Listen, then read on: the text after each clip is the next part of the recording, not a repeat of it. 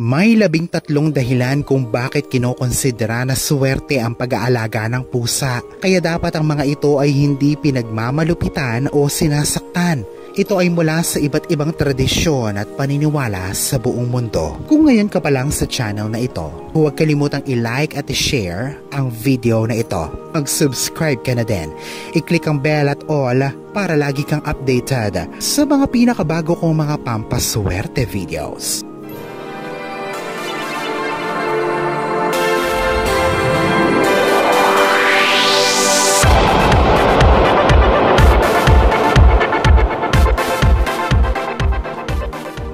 Una, ang ancient Egyptian goddess na si Bastet ay may anyo o wangis na tulad sa pusa at siyang diyosa ng kaligayahan, pag-ibig, proteksyon at sayaw. Pinaniniwalang ito ay popular sa Ehipto. Sa sinaunang Ehipto, ito ay ang mga pusa ay kinokonsidera na sagradong mga hayop. Pangalawa, para naman sa mga taga Yorkshire, Britain, ang itim na pusa ay suwerte sa bahay. Sa karagatan, ito ay dinadala ng mga mangingisda. Ang itim na pusa ay nagsisilbing amulet para sa kanila. Ito ay para sa proteksyon habang sila ay naglalayag sa karagatan. Pangatlo, itinuturing na suwerte naman ang itim na pusa kapag ito ay bumahing sa araw ng kasal. Pang-apat, si Freyja, ang pinakatanyag na Norse goddess, ay diyosa ng pagkakaanak, pag-ibig, digmaan at kamatayan. Nakasakay siya sa isang chariot na hinihila ng mga pusa. Nag-aalay naman ang mga magsasaka dito. Sa paniniwalang masisigurado nito ang masaganang ani. Panglima, si Propeta Muhammad ay nagkaroon ng isang alagang pusa na ang pangalan ay Mueza. Ito ay ayon sa hadith kung saan nasusulat ang mga gawa at kawikaan ni Muhammad. Kaya ay pinagbabawal ni Muhammad ang pagpatay sa mga pusa. Para sa kanya, ito ay mga sagradong uri ng hayop. Pang-anim, may pamahiing Amerikano naman na nagsasabing ang pananaginip ng puting pusa ay omen ng swerte. Ang pito, sa Scotland naman, ang pagkakita ng ligaw na itim na pusa sa iyong balkonahe o harap ng bahay o bintana ay pahiwatig ng buenas. Pangwalo, sa bansang Italia ang pagkadinig ng bumahing na pusa ay pahiwatig din ng swerte. Ang siyam, sa pamahiin pa din ng mga Amerikano, kapag ikaw ay nakakita ng bulago o pusang may isang mata lang, ay lagyan ng laway ang iyong hinlalaki at itatak ito sa palad mo. Umiling at ito ay magkakatotoo. Ang 10,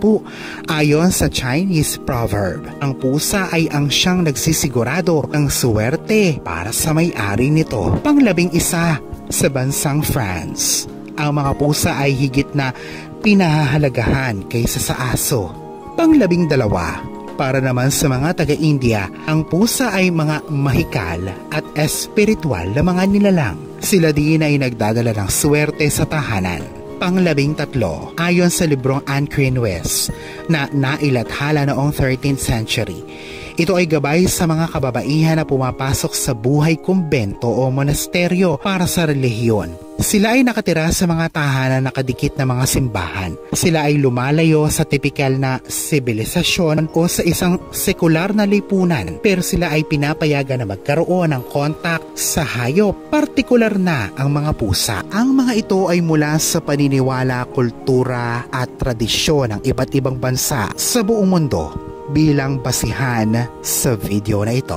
Ngunit alalahanin na ang mga ito ay mga pamahiin lamang. Ang mga ito ay walang siyentipikong basihan. Gawin at sundin ang mga paniniwalang ito bilang pagpapakita ng respeto sa iba at para na din sa pagkakaroon ng kapayapaan ng sariling isipan. Alalahanin na sa poong may kapal pa din, nagmumula ang lahat ng pagpapala, ang kasipagan at ang kabutihan sa ating kapwa kasabay ng buo mong pananalig sa may kapal. Ang siya pa rin na dapat ay manaig.